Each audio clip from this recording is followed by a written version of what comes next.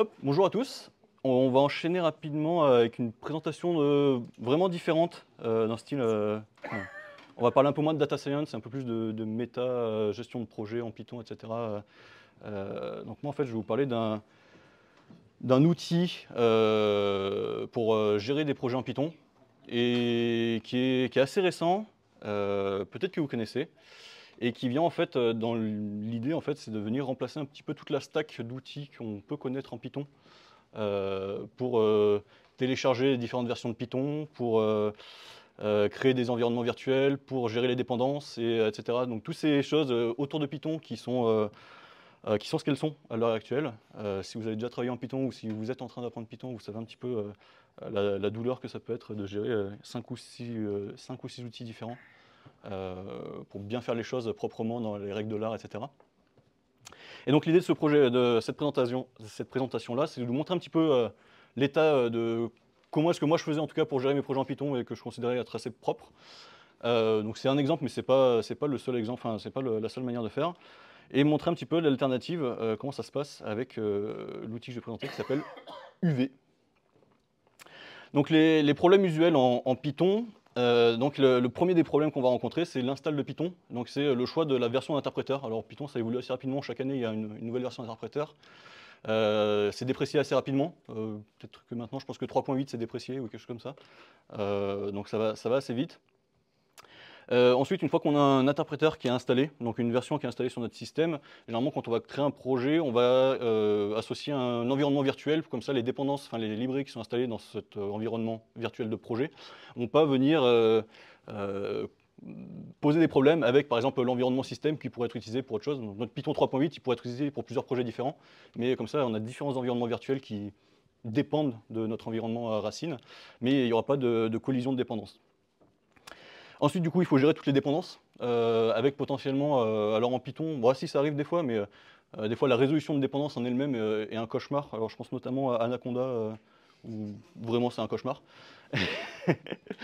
Et enfin, après tout ce qui est project settings, etc., le tooling tout autour, que ce soit pour Black ou ce genre de choses-là, où est-ce qu'on va aller poser ces différentes variables qui vont nous permettre de configurer exactement, peaufiner exactement comme on veut. Alors je vais lister un petit peu les usual suspects que moi j'utilise pour ces différentes choses-là. Donc pour installer mon interpréteur, enfin mes différentes versions d'interpréteur, moi j'utilise PyEnv, qui est un outil en ligne de commande qui permet, qui est régulièrement mis, enfin qui est plutôt à jour. Donc quand il y a une nouvelle version qui apparaît, etc., on peut directement l'installer. Ça permet même d'installer des versions qui ne sont pas CPython. Donc CPython, c'est le standard Python, etc. Mais on peut aussi installer du PyPy ou d'autres choses, donc, ou du MicroPython, etc. Donc si on est plutôt dans l'embarqué, etc., ça peut être cool. Le Virtual Environment, moi je suis resté sur le classique VEnv, donc c'est la librairie standard. Il y a VirtualEnv aussi qui est pas mal utilisé, il y en a d'autres. Pour les gestions de dépendances, il y a pip, donc qui est le classique, mais alors qui est vraiment assez limité dans sa manière de gérer les dépendances. Où on va pouvoir dire on va installer telle version, etc. Et puis pour faire des montées de versions, c'est plus compliqué, on a moins de visibilité dans les requirements.txt, c'est très vite le bordel. Et on a moins de visibilité exactement sur quels sont les packages qu'on veut installer, et derrière les dépendances secondaires, on s'en fout un petit peu en réalité.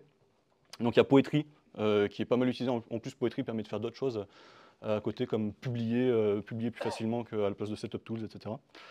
Et ensuite, les projects, enfin les settings de projet, alors je vais peut-être un peu moins en parler, mais c'est tout un bordel en général. Chaque outil a son petit fichier en .ini ou je sais pas trop quoi là. Alors Poetry, maintenant, il y a tout un standard autour du pyproject.toml qui permet de tout regrouper au même endroit. Et voilà. Alors je vais vous faire une petite démo, ce que j'appelle la slow démo, où je vais vous montrer en fait dans un environnement tout frais, sans même Python installé, comment ça se passe, comment on installe tous ces outils-là et comment est-ce qu'ils viennent interagir ensemble. Alors, ce qui se passer, c'est que j'ai un petit Docker, une petite image Docker ici, et en fait, dans cette image Docker-là, j'ai même pas Python installé.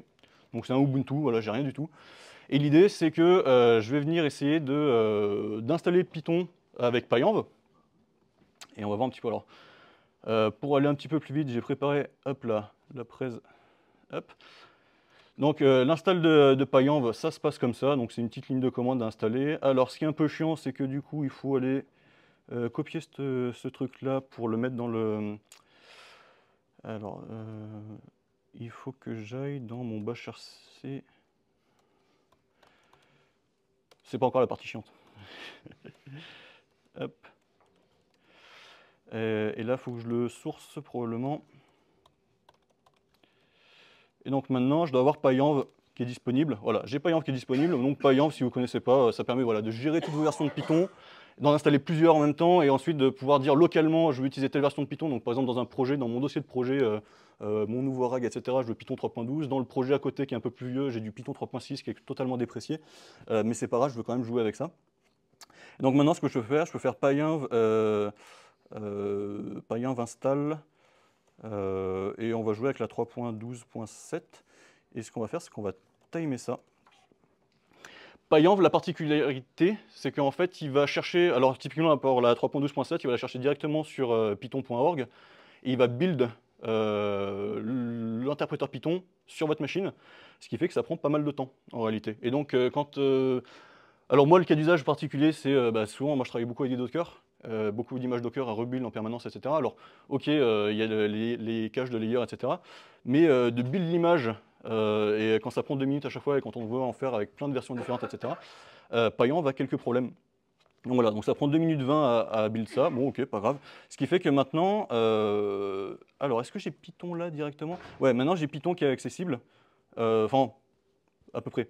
Mais en tout cas, j'ai PyEnv versions, et où il me dit bien que j'ai la 3.12 qui est disponible. Qu'est-ce qu'on avait dit? Ce qui fait que du coup maintenant je peux faire PyEnv local 3.12.7 pour dire qu'en local j'utilise Python 3.12. Donc maintenant si je fais Python, hop là, j'ai mon interpréteur qui pop. Pour créer un venv, très simple. La commande, enfin moi j'utilise du coup python-m venv.venv. Bon, j'ai mis une faute de frappe, mais c'est pas très grave. Ce qui fait que là, ici, bon, alors j'ai mon venv qui est créé avec un nom totalement horrible. VN, ouais, on va le supprimer tout de suite.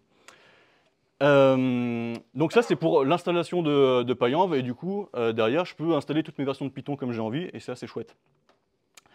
Hop, et le timing est même bon. Hein. L'outil suivant, ça va être Poetry. Alors Poetry, il y a plein de manières de l'installer, mais moi la manière que j'apprécie le plus, c'est via pipx. Alors pipx, l'idée c'est que, alors c'est un peu comme un NPM ou un apt, enfin c'est un gestionnaire de paquets, mais dédié aux applications Python. Et l'idée c'est de pouvoir installer des applications qui sont codées en Python, qui sont vouées à être des outils en ligne de commande, en CLI, etc. Mais de les installer de manière à ne pas venir polluer votre espace de votre Python système.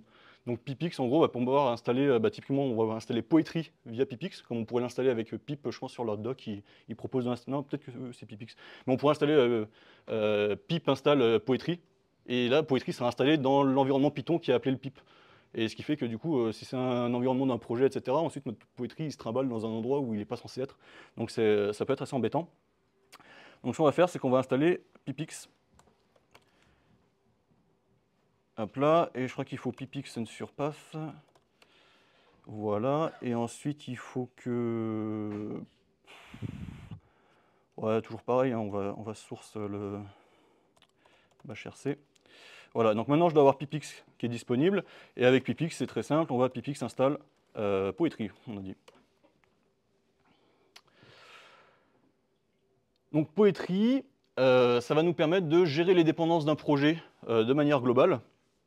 Et notamment, du coup, quand on va avoir des projets qui sont assez longs et qui durent dans le temps, et qu'on va pouvoir marquer donc, des dépendances qui sont très spécifiques, par exemple un NumPy inférieur à 2.0, parce que on se rend compte que la 2.0 est breaking, etc., ou ce genre de choses-là. Et ensuite, ça permet de contrôler, ensuite faire des montées de version de manière plus propre, c'est de manière un peu plus agréable que directement gérer ça avec un pip freeze, etc.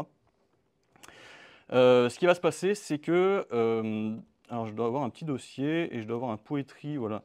Et ça, je vais me le mettre pyproject.toml. Donc, j'ai un faux un pyproject.toml qui décrit un petit peu à quoi ressemble mon projet. Donc, si je le cut, pyproject. Hop, alors pour vous montrer. Oh là, il est remonté tout en haut. Hop, voilà. Donc c'est un projet à la con avec et l'idée en fait c'est juste d'aller voir un petit peu les dépendances. Donc il y a quelques dépendances dedans. Donc un projet deep learning assez classique avec il doit y avoir du Torch, il va y avoir du scikit-learn, il va y avoir les transformers de GameFace, du NumPy, etc. Bref, que des librairies potentiellement assez lourdes du côté de Torch et des librairies ensuite qui interagissent beaucoup entre elles. Du coup, il y a de la résolution de dépendance qui peut intervenir. Et si on fait alors en Poetry, je crois que c'est Poetry install. Et Poetry va venir automatiquement lire les dépendances qui sont décrites ici et résoudre les dépendances et installer les packages. Et si on time ça, yes. Effet démo bien sûr. Qu'est-ce qu'il aime pas? Ah oui, alors bah, j'ai oublié de corriger ça. Hop, Vim PyProject. Alors ce qu'il faut, c'est que Poetry aussi, je sais pas trop pourquoi, mais il veut qu'on lui dise dans les dépendances la version de Python. Enfin, il le fait automatiquement si on fait ça normalement avec un Poetry init, etc. Mais moi, vu que je suis un gros flemmard, hop. Donc moi, je veux du Python 3.12, hop. Et il devrait moins poser de problème. Donc voilà, donc il résout les dépendances et ensuite il vient installer. Alors Poetry en plus par rapport à Pip, il installe plutôt rapidement je trouve. Et notamment il fait ça en parallèle avec une belle interface. Donc on se retrouve avec quelque chose en 12 secondes à peu près. Et ensuite derrière, si j'ai... Ah en plus, bah, j'ai mal fait mais c'est pas grave. Mais Poetry, moi j'aime pas Poetry install de base parce que là par exemple, il m'a installé un environnement virtuel, mais il n'est pas dans mon dossier local. Par défaut, le comportement de Poetry, le dossier dans lequel il crée l'environnement virtuel, il n'est pas dans le dossier du projet comme on pourrait avoir l'habitude, mais il est dans un dossier de cache quelque part, alors je ne sais plus trop où. Ce qui fait que là, je peux pas aller voir exactement où est-ce qu'il est. Et c'est un petit peu embêtant. Mais l'idée, c'est que derrière, j'ai un environnement virtuel qui est disponible et je peux l'utiliser pour faire mes installs, etc.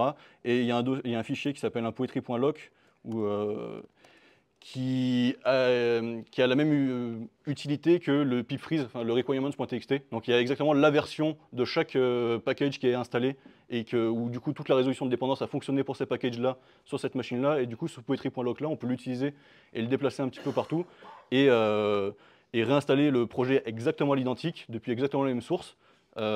Pour ensuite, bah, du coup, dans une image Docker ou pour quelqu'un qui veut cloner le repo et installer le projet et le faire fonctionner directement, il n'y a pas de problème. Donc là, c'était les gros avantages de Poetry. Donc voilà, bon, on a vu un petit peu la pipeline un petit peu d'installation de projet avec Python, les dépendances. Après, on peut faire des Poetry add pour ajouter une dépendance si on rajoutait TensorFlow, je sais pas trop quoi. Bon, il aime pas, bon, c'est pas grave, c'est Poetry, un peu chiant. Donc ça, c'était la présentation pour ma manière de faire avant de découvrir UV. Et maintenant, on va passer, hop. Alors ça, si vous avez regardé pas mal de, de vidéos YouTube en Python, de conférences de Raymond Ettinger, qui est un des core contributeurs de Python, à chaque fois qu'il y a quelque chose qui marche pas très bien, il y a un truc qui va pas trop, et, il y a toujours un moyen de faire mieux. Et en effet, il y a quelque chose qui existe depuis maintenant quelques mois, voire peut-être une année, qui permet de remplacer un petit peu tout ça, qui s'appelle UV. Alors je ne sais pas si on l'appelle UV, UV ou je ne sais pas trop quoi. Donc UV, c'est un tool en ligne de commande de la même manière que PyEnv, que Poetry, etc., qui vise à remplacer un petit peu tous les cas d'usage que je vous ai présentés, et même un petit peu plus. Avec du coup, alors il faut accepter que du coup c'est un tool qui est assez récent, et donc il n'est pas forcément à parité de features sur des choses très pointues, très complexes, alors je sais pas moi, sur la gestion des dépendances, des groupes de dépendances différentes avec, bon, il y a des points particuliers où il n'est pas totalement à parité de features, mais ça reste quand même quelque chose de vachement intéressant. Et donc par exemple, pour installer des interpréteurs Python, on peut faire UV Python install, pour installer un environnement virtuel UV-venv. Pour la gestion des dépendances, on a UV-add, UV-remove, UV-sync, lock, etc. Bon, ça ressemble beaucoup, ils se sont beaucoup inspirés de ce qui se faisait de mieux dans les différents outils qui existaient déjà. Donc là, ils sont beaucoup inspirés de Poetry, par exemple. Et j'ai mis les PyProject, mais en fait, c'est Poetry principalement qui a introduit ce standard-là. Et on va passer à la démo plus rapide. Docker. Hop. Donc on repart sur l'image Docker cette fois-ci, mais tout a été supprimé encore. Et l'idée de UV, c'est que du coup, maintenant, on n'a plus qu'un seul outil à installer pour être prêt à démarrer notre projet. Donc ça s'installe un peu comme Payant ou comme Payant, on va dire. En plus, il nous donne directement la commande à exécuter. Merci, c'est très gentil. Hop. Et donc maintenant, j'ai UV qui est disponible. Alors, bon, ils ont un message d'accueil qui est un petit peu long. Mais on va pouvoir directement UV Python install 3.12.7, on avait dit. On peut timer ça. Et la différence voilà, c'est terminé. La différence entre UV et PyEnv, c'est que là où PyEnv allait télécharger les sources directement depuis python.org ou PyPy, etc., et builder l'interpréteur sur votre machine, ce qu'on fait UV pour accélérer énormément ce process-là, là où avant ça prenait 2 minutes, maintenant c'est 1 seconde 7, c'est qu'ils ont des binaires directement à distribuer, ce qui fait qu'en fait l'install de Python, c'est juste télécharger le binaire sur la plupart des machines. Alors potentiellement sur des architectures un petit peu bizarres, où c'était pas prévu, je ne sais pas trop comment ils font, donc c'est là où la parité de feature exactement, il peut se passer des choses. Si on regarde maintenant pour notre install, hop, je prends ça et pyproject.toml. Que je fasse pas de bêtises. Eh ben, c'est très simple. On va synchroniser le projet et on va timer ça. Donc pareil, donc là c'est la partie, on a copié un pyproject.toml, etc. On veut résoudre les dépendances et installer toutes les librairies d'un coup. UV permet de faire ça, alors un peu plus rapidement que Poetry. En fait, la grosse différence entre les deux, parce que là principalement on est limité par le téléchargement de Torch, globalement, c'est le plus gros package là-dedans, il doit faire pratiquement 1 giga.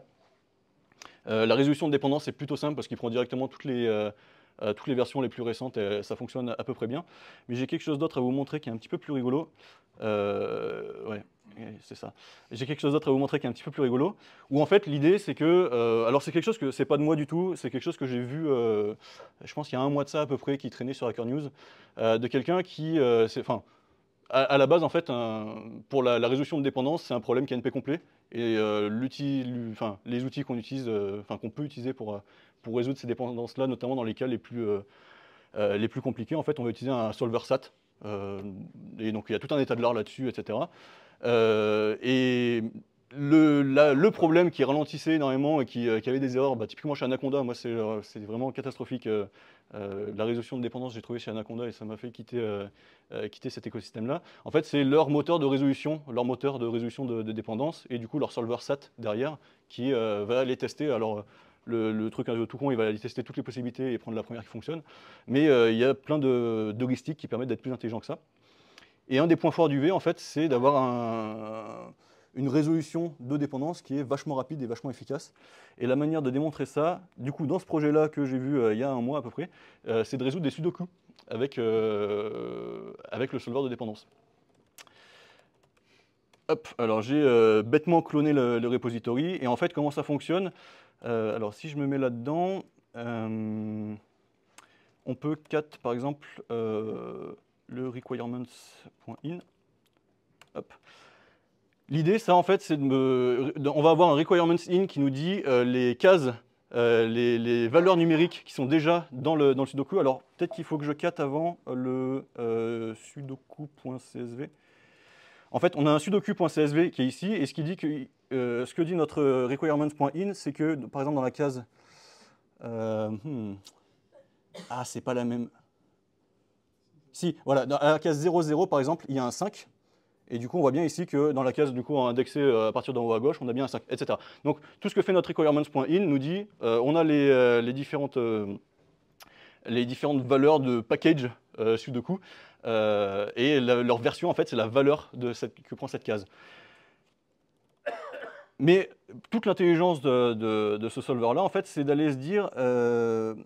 il y a moyen en fait de spécifier, alors je crois que c'est les index, que le mot qui est utilisé par Pip, de spécifier un index de contraintes de différents packages. Et là ici c'est dans packages, LL packages. Voilà. Dans ce package-là, en fait, il y a toutes les contraintes qui définissent les règles du jeu de Sudoku. Donc, c'est-à-dire que sur une même ligne, on n'a pas le droit d'avoir... Enfin, s'il y a un 5 en haut à gauche, on n'a pas le droit d'avoir un 5 dans la même colonne ou dans la même ligne, ni dans, ni dans le même groupe de 9 cases. Et donc, en fait, là, on peut... Hop là. Hop. En fait, là, il y a 729 contraintes. Du coup, ça va être probablement 9 au cube, logiquement. Ou un peu moins, peut-être, parce que... Ouais, bref.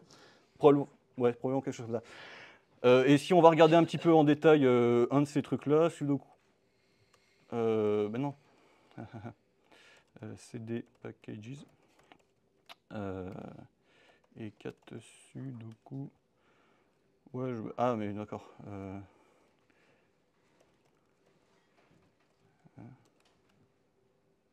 Non. One. Ah, il est en binaire. Ok. Bon, sinon, avec un tiret A, il va aimer bat. En fait, j'ai bat derrière, c'est pour ça que... pour ceux qui n'aiment pas. Et du coup, en fait, ce qu'il nous dit, par exemple, là, si on a un 1 dans la case tout en haut à gauche, ce qu'il nous dit, c'est que ça require, par exemple, que la case 0, 1, ce soit pas un 1, que la case 0, 2 soit pas un 1, etc. Donc, c'est toutes les contraintes, elles sont implémentées ici dans ce fichier-là. Et l'idée maintenant, c'est qu'on va pouvoir, une fois qu'on a notre requirements in, on peut, et tous nos packages qui sont dans notre, enfin, tous nos contraintes de package qui sont bien stockées au chaud sur notre ordinateur, on va pouvoir utiliser un outil qui s'appelle pipcompile. Donc il vient utiliser le moteur de pip, de résolution de dépendance, et qui va aller trouver du coup find links. Donc on va lui donner toutes les contraintes pour ces packages-là, tout un tas de trucs. On lui file le requirements in, il nous produit un requirements.txt, donc la liste frozen des requirements, des packages qu'il faut installer si on veut respecter toutes les contraintes. Et en fait, ce qu'on va lui demander de faire là, c'est de résoudre le sudoku qu'on lui donne. Hop, si on time ça. Et donc pipcompile, c'est un tool qu'on peut installer typiquement avec pipx. Donc ce pipx installe, c'est pas pipcompile, c'est piptools, mais pareil. Et voilà, et là il nous donne en fait alors l'équivalent du requirement.txt, mais il nous donne toutes les... il veut pas. Oh, il est fatigué aujourd'hui.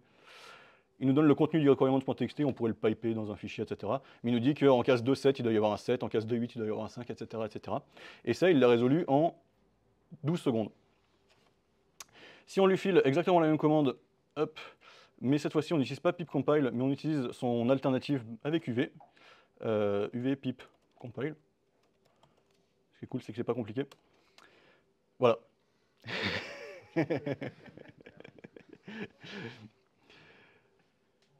Voilà à peu près, c'était à peu près toute ma présentation sur UV. Il y a encore plein de choses à dire, il y a plein de choses qui sont vachement cool avec cet outil-là, et des choses qui n'étaient pas possibles de faire avant, par exemple quand on a un projet.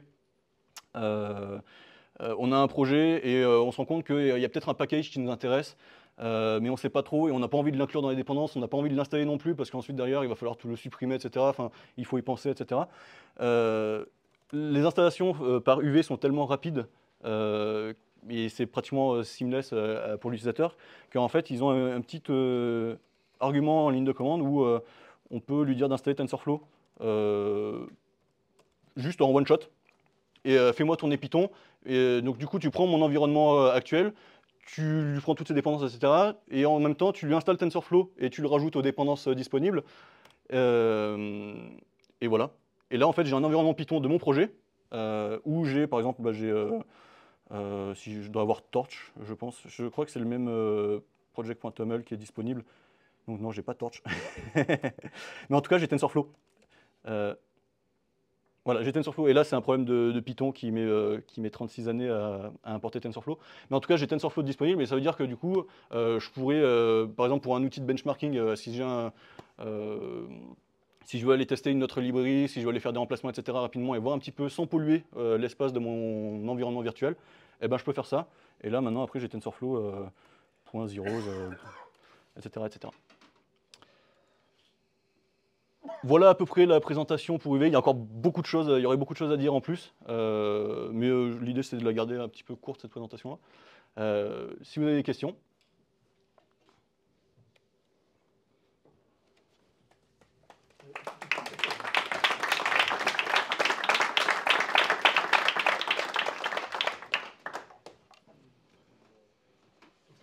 Hop, quelqu'un là-bas.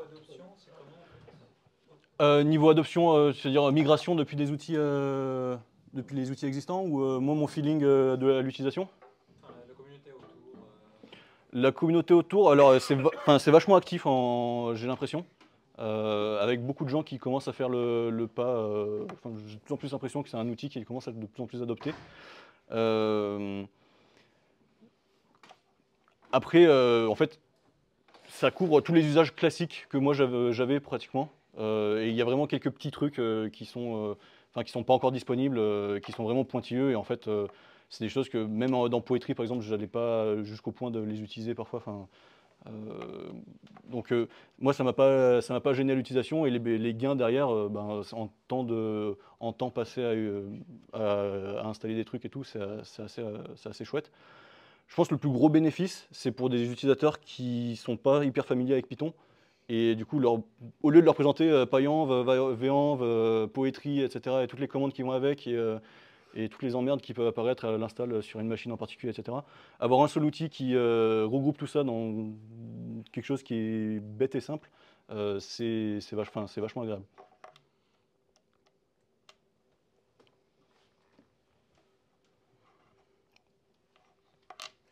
Yes? Est-ce que tu l'utilises aussi pour construire tes images Docker pour les projets qui vont en production?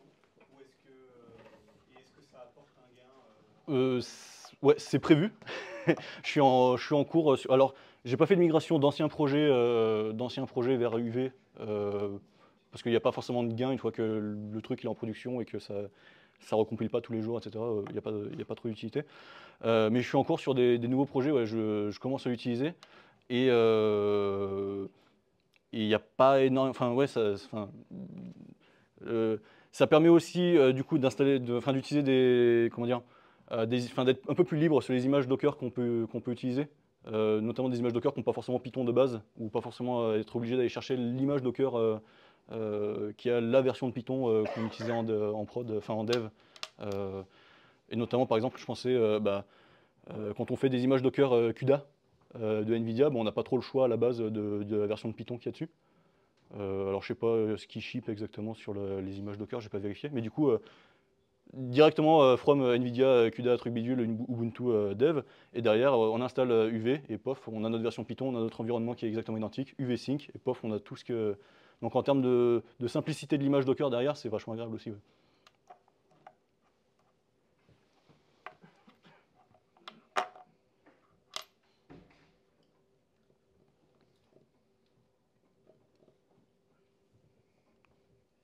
Oh. Moi aussi c'est bon.